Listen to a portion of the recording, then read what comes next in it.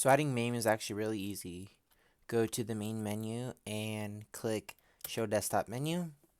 Then go over here and you'll see all your other playlists. Right click, click New Playlist, and call it MAME in all caps.